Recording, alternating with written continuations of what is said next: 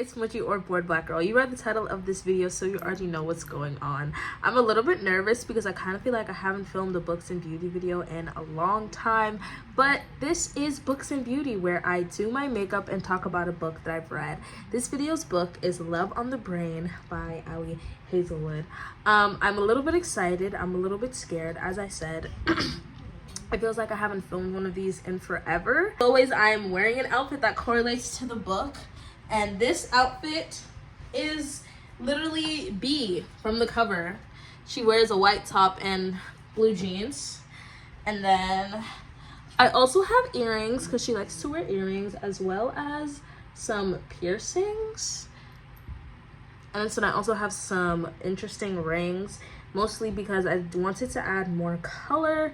And then B is actually, I can't remember if she's scared of insects or if she just doesn't like spiders, because she does faint after seeing a spider. Not a real one, but I digress. It is time to start, I guess. This is very nerve-wracking for me all of a sudden, but I won't let that stop me. Now, the title of this video talks about an author that I hate, more specifically Ali Hazelwood. Now, I want to make it obvious that I don't actually hate Ali Hazelwood. I just don't exactly have the best track record when it comes to her books. Now, it was years ago that I was first introduced to Ali Hazelwood and her debut novel, The Love Hypothesis, based off of a Star Wars fan fiction she had written. The first time I read The Love Hypothesis, I was so against it and disliked it to the point where I was certain that it was my least favorite book. But after a while, I decided to actually reread it because I wanted to make book content for YouTube. And my opinion of the book changed slightly. I still found it long and boring, along with being frustrated with the length of the miscommunication. But when my sister told me that she read Ali Hazelwood's second novel and enjoyed it, I was a little bit surprised because she, like me, did not enjoy The Love Hypothesis. So because she gave it a good rating and we share books, I decided that I would give Ali Hazelwood another try. And here's how it went. Love on the Brain by Ali Hazelwood was published August 23rd, 2002. It is the author's second romance novel, and same as the first, follows a female love interest with dead parents and a tall, dark, 6-foot-something Adam Driver stand-in as they fall in love.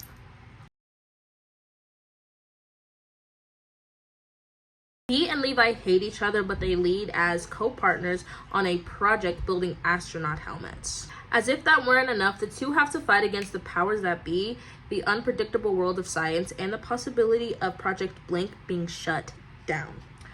Will they find common ground as heads of the project, or will they butt heads and stay enemies? You'll see what happens. You'll see what happens.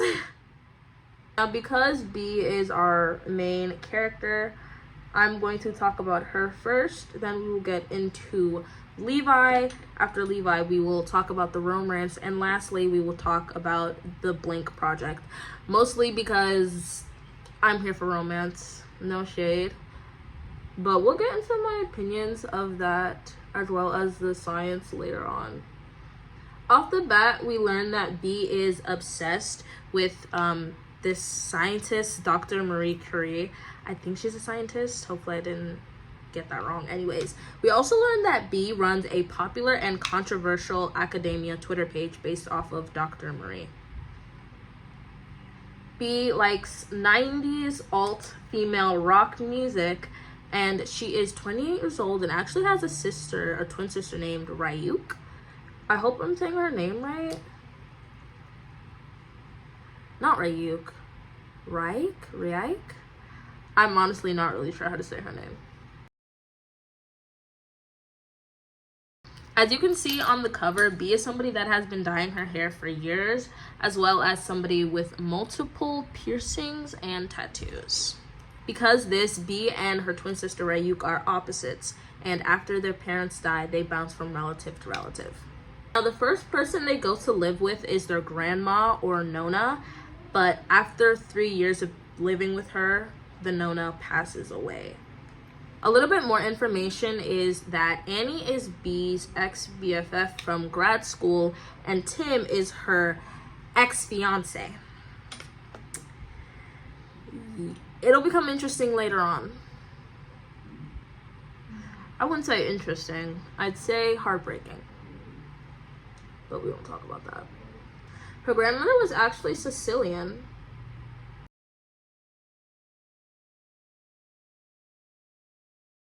Now, the project blank that B is going to work on in Houston is for 3 months, and her assistant, Rocio, is going with her, and she is described by B as a chaotic goth. And to make her more of a main character, B also faints all the time. No shade, I feel like it's a little bit outplayed. I think we've outgrown the fainting girl thing. But you know what? I'm not going to judge because it really wasn't that big of a deal in this book. For the beginning, at least for the notes that I wrote down, I really did not have that much to say on Levi. Maybe I just did not find any interesting information about him in the first third of the book. But one thing that is interesting and important is that Levi also runs a very popular, controversial Twitter page. The two actually text each other, but obviously don't know that it is each other. Now, when it comes to the romance, their first romantic interaction, I would say, in the beginning was a little bit awkward, mostly because they hated each other.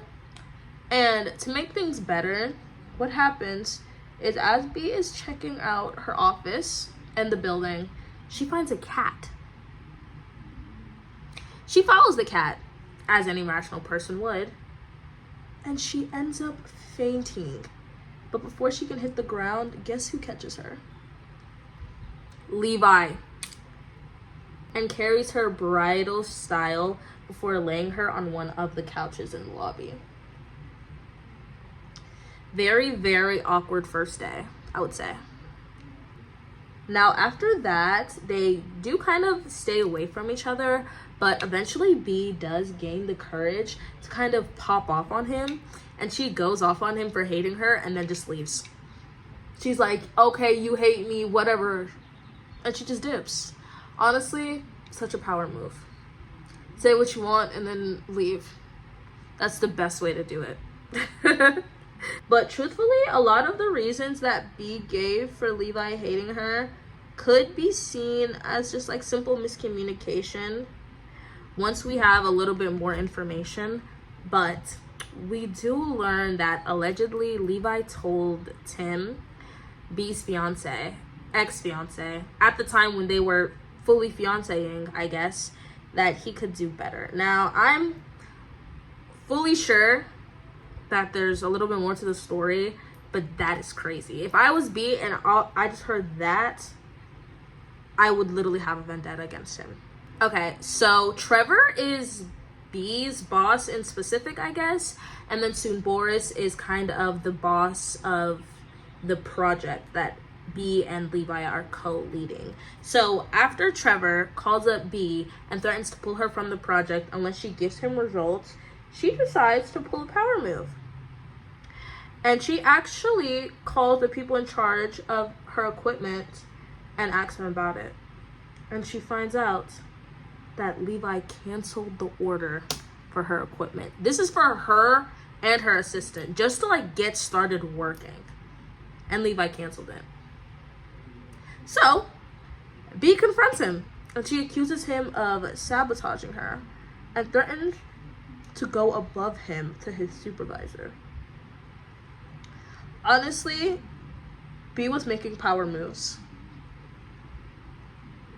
She really was making power moves. But she wasn't making them fast enough, because tell me why Levi gets to Boris first. Yep. Levi gets to Boris first, and we find out that the only reason he canceled the order was because the equipment was not up to par. It was not what B and her assistant needed. It was like a downgrade. And then we also find out that he thinks very highly of her when it comes to neurostimulation. We find out that there is basically some drama going on with the patents of the helmets, and essentially NASA is not willing to co-own the patent and would rather let the whole project die, which is crazy to me. And then to make things even better, there is a whole nother technology company who has been working on neurostimulation wireless helmets, the same ones that Blink is working on. And allegedly, they're at the same place as Blink, if not even further. We are in a race for time here. Seriously. Now we're going to get into the middle of the book. Tim making fun of B for being bow-legged while they were together tells me everything I need to know about the kind of man he is, because that is crazy. We learn that B's lifelong dream home is a pretty big house in the suburbs with a family, and this makes my heart break a little bit because it kind of mimics her childhood before her parents passed away, and is kind of like the opposite of what she had to experience after, with bouncing from relative to relative. He was born in Germany. Her parents are German, Polish, Italian, and American. After her parents died, she lived with relatives all over the world, okay? It's a long list, so let me blend out my contour a little bit, and then soon I can list all the places B's been bouncing from. I feel bad for her, honestly. She's lived with relatives in Italy, Germany 3 times, Switzerland, the US twice, Poland, Spain, France, Belgium, the UK, and Japan.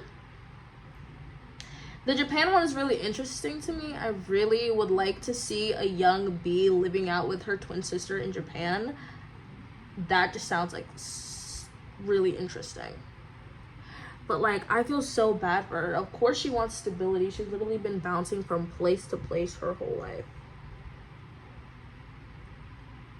And then on top of that, her sister literally still does the same thing, because she hasn't seen her sister in 2 years. There is this test called GRE that is kind of like an admissions test that you have to take, and it's something that is like, I guess, looked on your portfolio for like when you want to go to different colleges.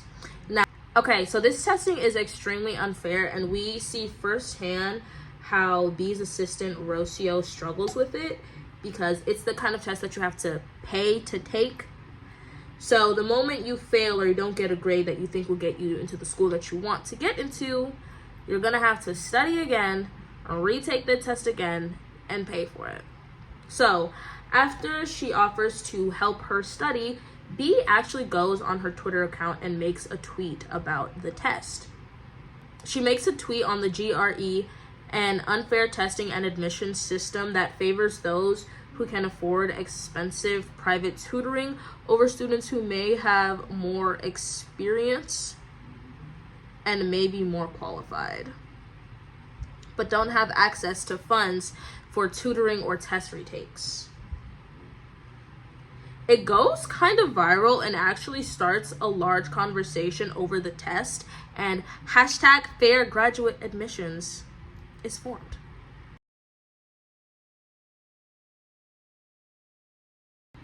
Now, because MagTech is going to be showing off their helmet at a convention that is happening, B and Levi actually drive and go check out the convention in person. B putting her legs and feet on the dashboard of Levi's car was crazy to me. And on top of that, her doing that while having yellow toenail polish, criminal, disturbing. So at the convention, B actually ends up running into Tim and Annie. And when I tell you, my jaw dropped, because Tim is B's ex-fiance, partner of 7 years. Annie is her ex-grad school BFF. Now, I want you guys to guess why both of those people's titles have X's in front of it.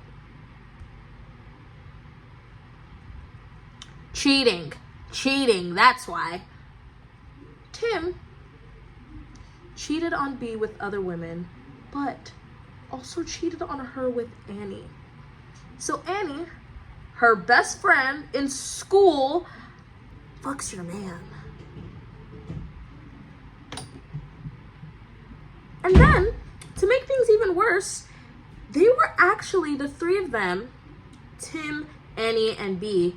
Why did I put his name first? Let me rearrange that. The three of them, B, Annie, and Tim, were actually supposed to work on a project together. But because of the cheating, B dropped out. So, we find out even more saddening news. That after he cheated, B took him back.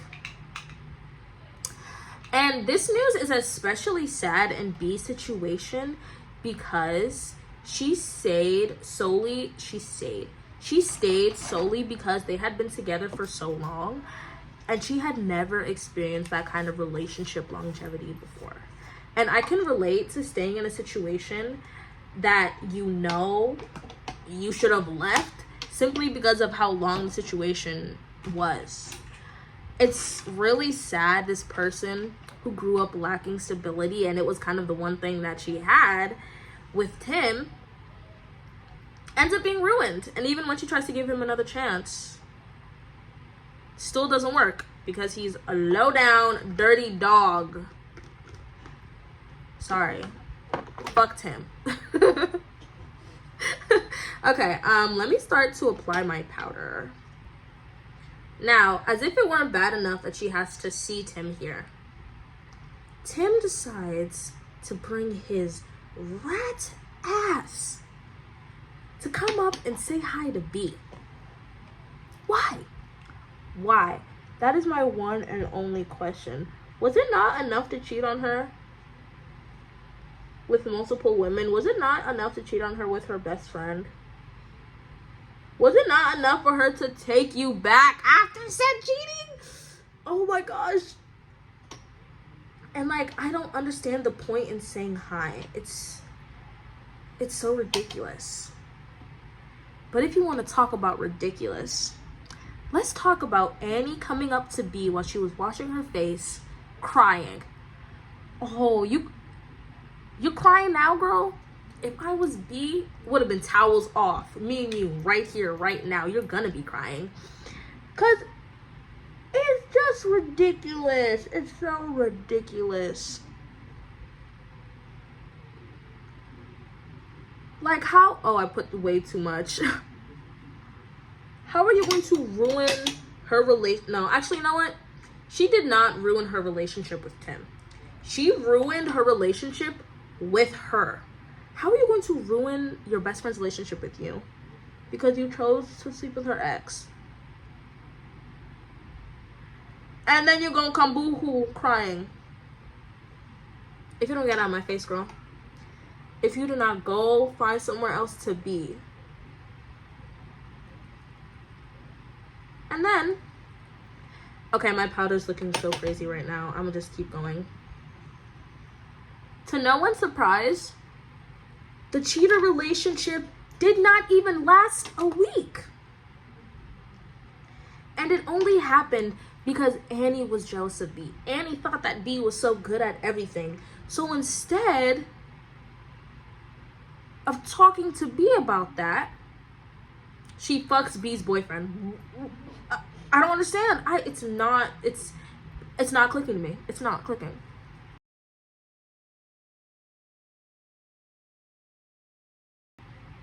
And then, to make things even better, you want to know what B does?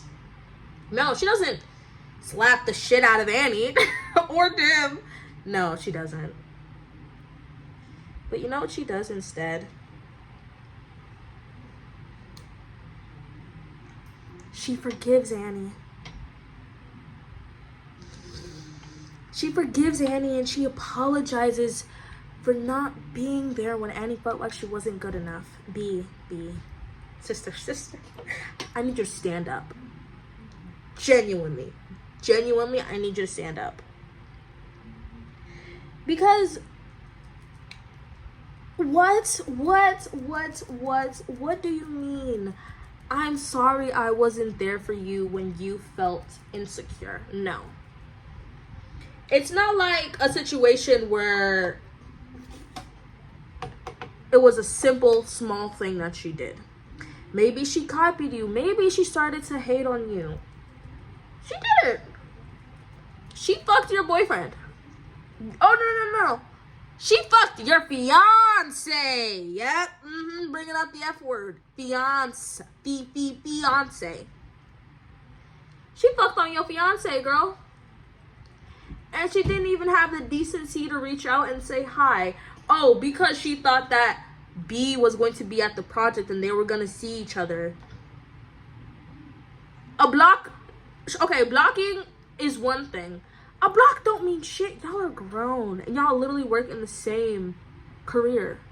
You could have easily reached out to B, but the fact that you waited until B saw you, you're wrong. You're wrong.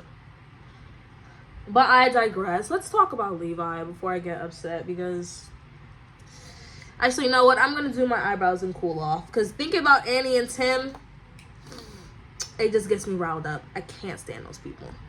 B thinks that Levi has a wife and daughter. You're probably confused and thinking, Mudgy, why would B think that Levi has a wife and daughter? Because there's pictures of a child and a woman in his office. Now, contrary to what B believes, this does not end up to be true. He is not a father. At least not yet. We know him and B in the future. Who knows?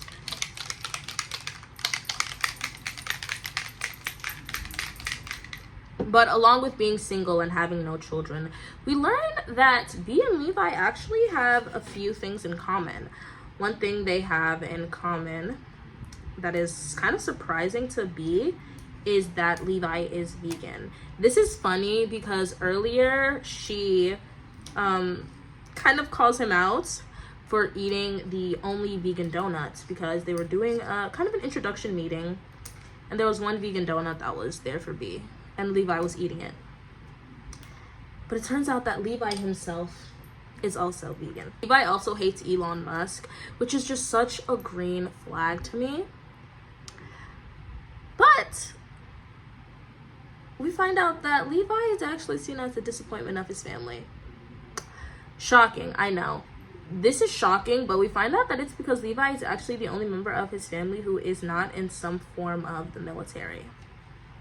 Now, although this is a really sad fact, it does manage to get even sadder, because we learn that after Levi told his family that he would be working for NASA, his mom pulled him aside and she was like, Levi, if you can get into the astronaut corps, or how the fuck they say it, I don't know what it is, the astronaut military, I guess, that you won't be a disappointment to this family anymore. So Levi does actually attempt to do this and really tries to get in, only to find out that he's too tall. I know that's not funny, but it's kind of wild and extremely sad, because too tall. Now, although there was not the most progress in the middle of the book when it came to B and Levi romantically, we do find out that they both grow mint for hummingbirds. Along with mint and hummingbirds, there is this long paragraph that Levi sends to B about his feelings for B. But because he's on his anonymous Twitter account, B obviously does not know that it is about her. And this paragraph makes me so feral and rabid, because it perfectly, oh my gosh, it perfectly describes the haze of being in love.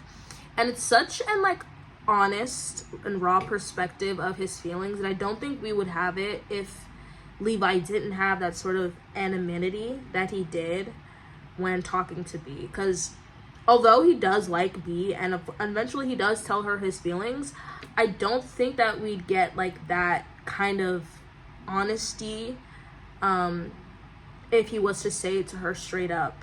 especially not at the stage that they were in. But I think that because they were online and they were anonymous friends, that he could like flat out just be like, I want to do everything with her. I want to buy her books. I want to lock her in my bedroom. I want to F her on my desk. I want to hold her hand. It's just really sweet, honestly. I really, really like it. We finish off with the convention and find out that Magitech's helmets are actually at the same stage as Blink's, if not further. Now it is time to get into the end of this makeup, and more importantly, time for me to actually get into the eyeshadow look. Now I will put a picture of the eyeshadow look right here, and then we can get into it, okay? I'm a little bit scared. Normally I practice my makeup looks before I put them on, but this one I did not practice. So we're gonna see how it turns out. Okay, I've gathered all of my, oh, actually, I forgot a material, but I've gathered all of my materials, so let's get into the actual eyeshadow look now. Now, in the end of the book, Boris actually kind of offers B a job at NASA leading the neuro unit. We'll start with some pale concealer on our eyes, because I want to put a really light pink up here, and I want to have a pale base to start with. Learn that Penny, the young girl in the photos in Levi's office, is actually the daughter of his dead best friend Peter. Now, B passing out in front of Penny was a little bit embarrassing, but it was really cute because Penny was super excited because she thought that her and B both got seizures, and I just thought that that was really adorable. We also learned that Peter is literally the entire reason that Levi ended up becoming an engineer. As we know, Peter is dead. But we find out that not only did Levi see Peter die, but he also heard it. He saw and heard his childhood best friend's skull crack and had to go tell his wife and daughter.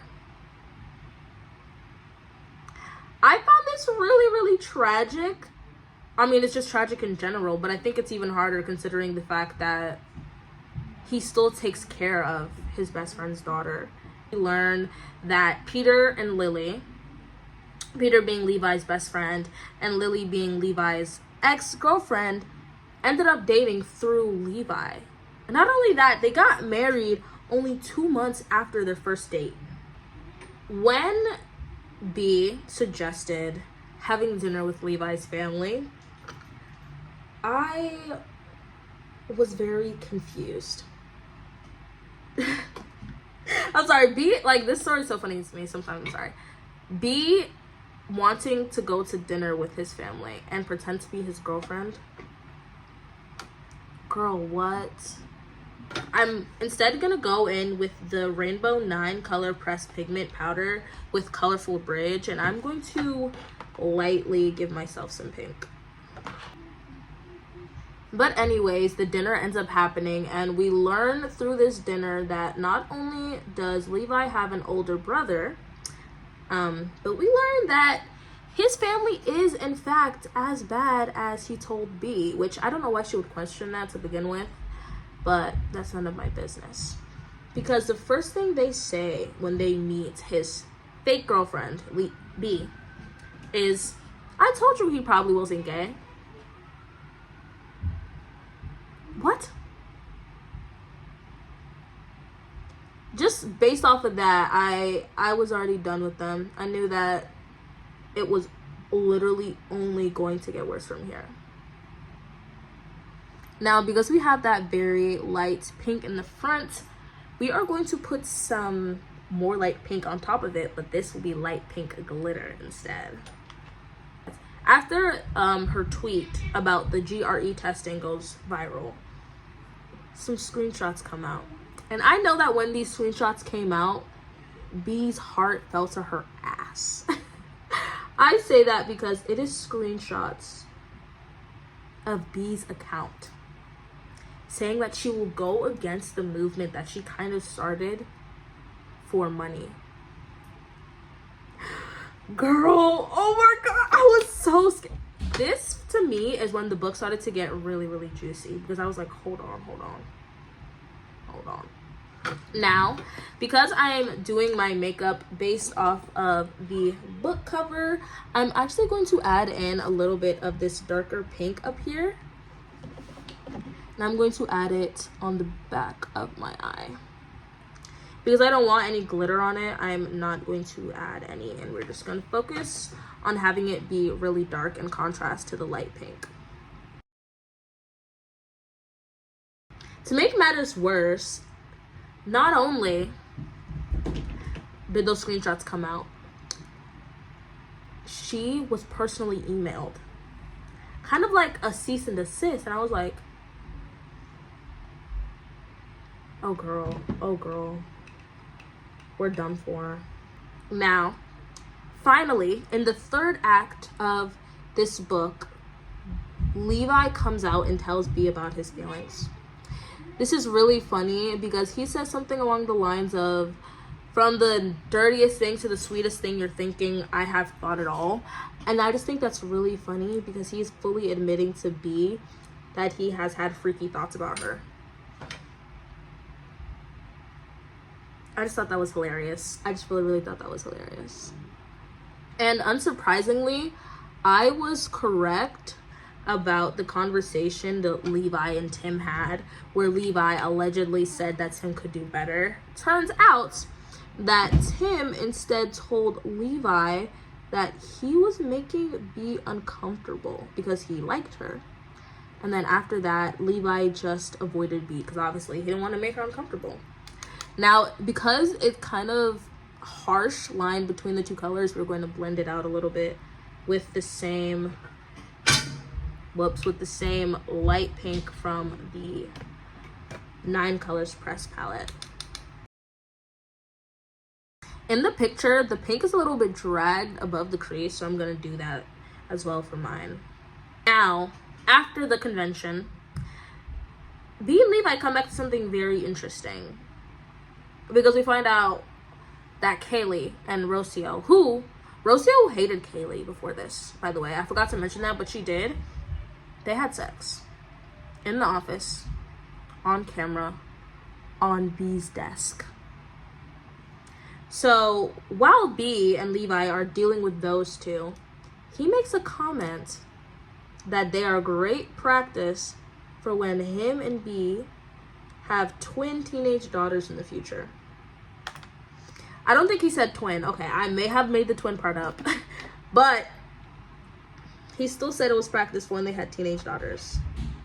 Which was crazy. Because you're already planning the future with her? Oh my god, wait. Hashtag girl dad. I'm sorry, that's really funny. I just thought about the fact that, oh my god, yeah, and he's already helping to take care of Penny. Levi's a girl dad. I'm sorry, that's so cute. Because Levi has admitted his feelings for B, the two start to get a little bit close for comfort. So we have some very amazing descriptions coming up, because Levi's grip is described as near bruising. Insane. That's I don't think Ali Hazelwood considered the way my heart would stop, the way my brain would freeze when she wrote that down. Because trust me, it did. Okay, I was going a little bit berserk. But there's just something about Levi Ward. Because him looking at B's body as if he was having a religious experience is exactly why Desperate Man will always be number one for me. Always number one. Always number one in my heart, always. This is crazy to say. I know, I'm sorry. I didn't really have a filter when I was writing it down in my notes. Mostly because I don't think I'm really sure how I should talk about R-rated book things. But I'm just gonna come out and say it. I was not expecting Levi to eat it from the back. I'm sorry, but oh my god. he just kept getting better. He just kept getting better, because that was insane to me. And then on top of that, he's sweet as well as sexual, because he's like, B, I like you more than you like me. And I think it's true. I think that B's a little bit shunned to her feelings right now. I just thought that that was cute for him to say. Now we're going to take that same dark red refraction and we're going to drag it under our eye. This scene where, you know what, I'm not gonna filter myself, when B sucks Levi, sorry for lack of a better word, is one of my favorite in the whole book because of how vulgar it is. At least how vulgar it feels, because he traces his own bulge through her cheek while he's inside her cheek. And then after he's done, he traces the back of her neck while he watches her swallow. And then he looks at her, and B's words, as if she has gifted him something divine. And you know what, B? To him, you have. To him, you have gifted him something divine. Now it's time to go in with the blue.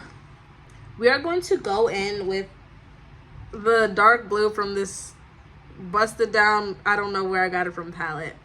And we are going to add that sort of kind of where we finish off with the dark pink, and then bring that into our inner corner. B vocalizing her trust issues and fears when it comes to committing to Levi gave me a new perspective on people who struggle with commitment, especially because we know exactly why she struggles with commitment. Tim, Annie, and 7 years of fucking dating is why. As if Levi couldn't get any cuter, he actually gives B a compilation of the cat that lives in the office. Because originally he was denying the fact that the cat even existed, but we won't get into that. But Ali Hazelwood uses those videos of the cat as a segue for B to realize that somebody has been in her office and specifically on her computer at nighttime. Now, as this is all happening, B has issues with Blink going on. She also has issues with her Twitter going on. She finds out through the cat profile picture that Levi is the same person that she's been talking to online. I thought that was pretty funny because it was kind of like, it was kind of right there, but it wasn't right there the whole time. It was really comical. And then she makes a comment about her cat catfishing underage kittens on Twitter, which was just jaw-dropping to me because I was left a little speechless. I was shocked by that comment, I won't lie. Now, Rocio and Kylie fucking, I'm sorry, I have to go back to that. That was not something that I was expecting. And the more that I think about Blink, it just like, oh my gosh.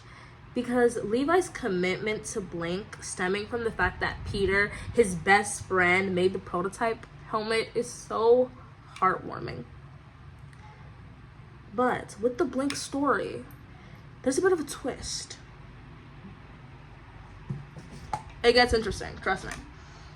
I'm gonna say, I think it was pretty interesting before, but the twist makes it even more interesting. But first, I need to find my eyeliner.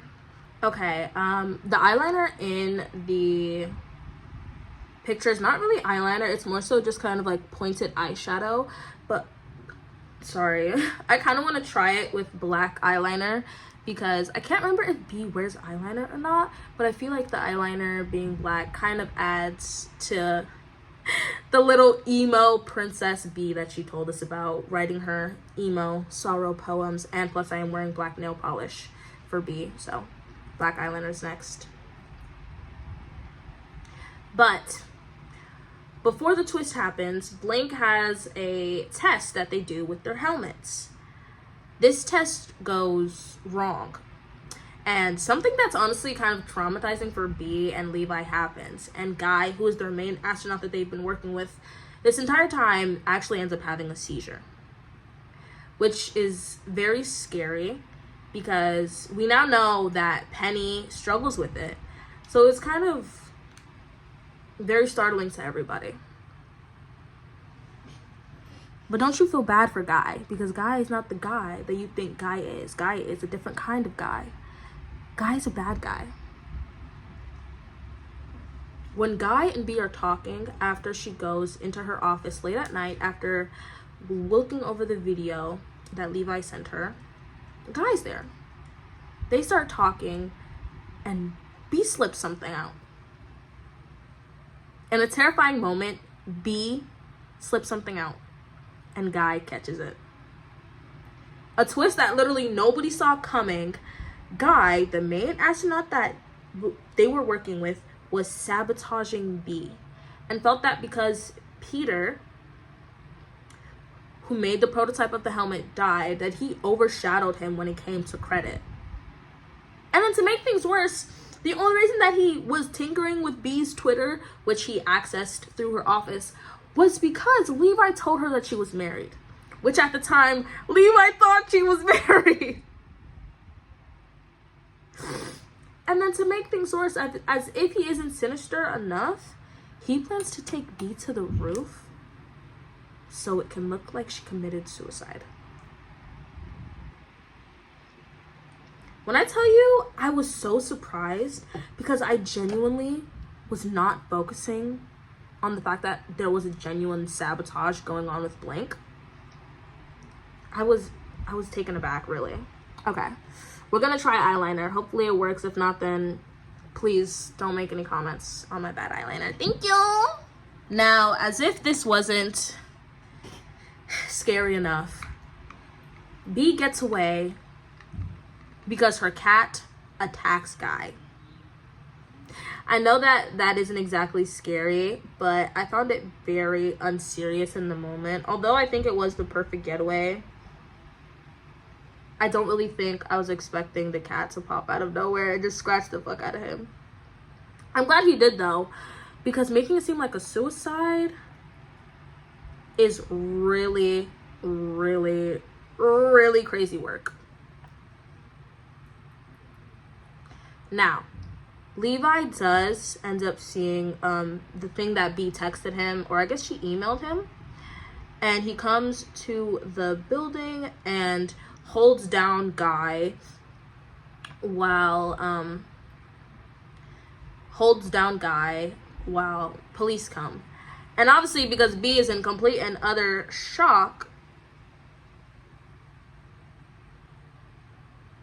she's gonna pass out. But before she can pass out, our 6-foot green-eyed man, Levi, instructs her kindly and calls her sweetheart to go sit down on one of the lounge chairs.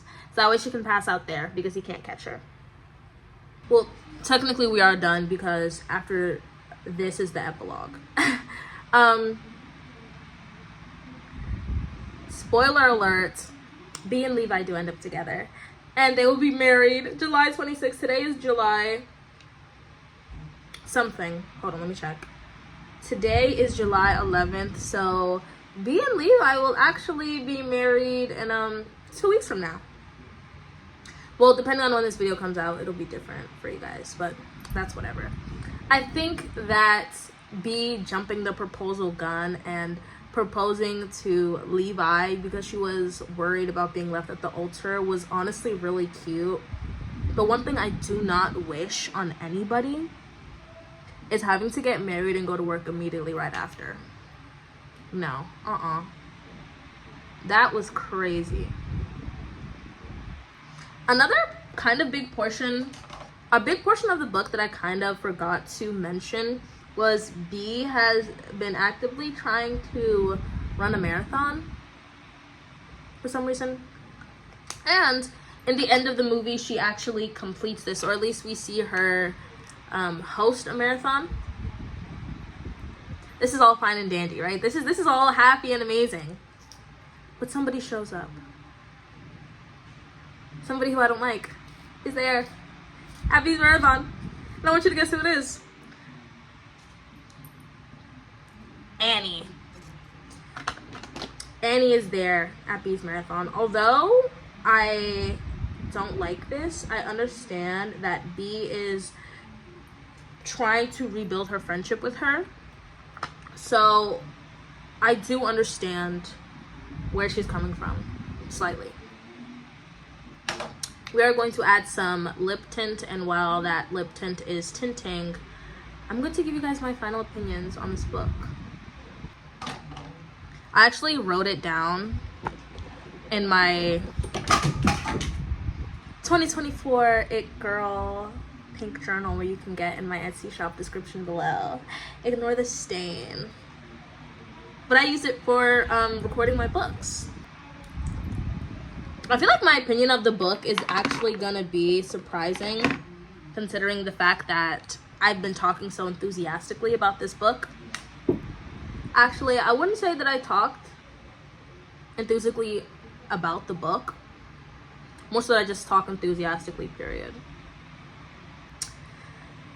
Here are my final opinions on this book. Hold on, let me get the book.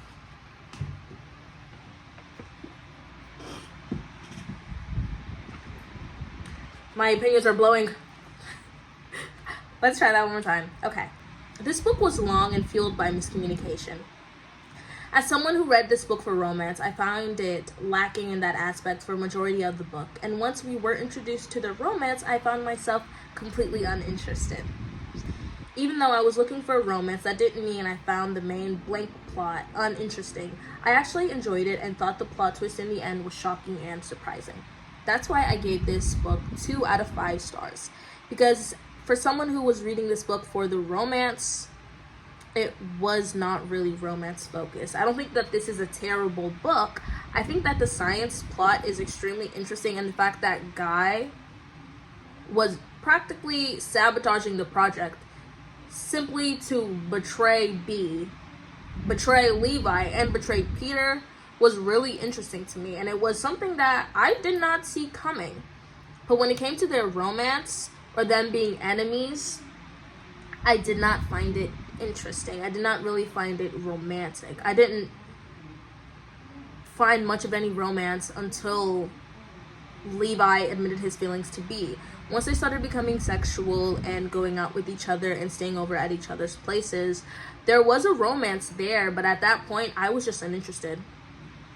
I mean, they were kissing and obviously they were having sex, and I was kind of like, okay, like, good for you. Nobody cares. Which it was really interesting considering the fact that I think that Levi is an extremely attractive character and person in the book, and I think that he is probably one of my favorite book men right now, but that didn't stop him from being uninteresting to me. I think the truth is I just didn't really feel connected to these characters, and because of that, I enjoyed them, but I did not enjoy them to the extent that I wish that I could have. Okay, if my phone wasn't gonna die before, it definitely is gonna die now. But I am back with my hair all done. Ignore the fan blowing my bangs, because it's hot. Of course, I had to whip out the bangs. So me and B here are matching. But do I think that this book redeemed Ali Hazelwood for me? No. I'm not sure if it's solely because it's in this specific genre of hers with science, romance, with tall guys who are Adam Driver. We won't talk about that. But the same things that I had issue with this are the same things I had issue with when it came to the Love Hypothesis. The miscommunication. She takes it to such a degree that it prolongs the story and honestly becomes really old after a while. I feel like if Levi had just taken a moment before the last part of the book to talk to B and say, I don't hate you, why do you think I hate you? Things would have been different. Things would have sped up a little bit more. I know that because he was still under the impression that she was married, he would not have outright come with his feelings, but he still could have said something. Instead, it got dragged on, and we only really got romance until the 3rd act of the book. And by the time we got it, as I said before, I was uninterested. Same as The Love Hypothesis. By the time we really got to the romance, I was uninterested. I really wanted to like this book, mostly because I really liked Levi, and I also really liked the perspective that it gave me on commitment issues when it came to B. But the truth is, this book for me is really not a good romance book. Is their romance good? Yeah. Did I like their romance? Yeah. But I feel like this book focuses a lot more on the science and on their project than I'd like. Although I did like it and I did find it really interesting. As I've stated, I was reading the book for the romance, and the romance wasn't really what I found myself super interested in. The book, though, the science part with Guy, I really, really like that. I thought that was really interesting. I think that Ali Hazelwood is really good at doing twists that you kind of don't really see coming. I think in The Love Hypothesis, it's a little back and forth, but in this one, I don't really think anybody would have suspected Guy. And it's really interesting because if it weren't for the cat, I kind of have a feeling that to some degree Guy would have gotten away with it, which is a really crazy thought. But no, I don't think that Love on the Brain has redeemed Ali Hazelwood for me. And I don't know if I'll ever read another one of her books. I don't think I will, but if I do, I really don't want it to be another Love Hypothesis, Love on the Brain cousin, because I feel like this and Love Hypothesis are just cousins of each other. I know that she does have another book about a wolf and a bride, which seems a little interesting to me. I might have to see what that's about. Maybe that'll be the one to redeem her for me. But I think I need some time away from Ali Hazelwood before I can give her a third try. I think that is the end of this video. First, we're going to get a little bit close up on my makeup.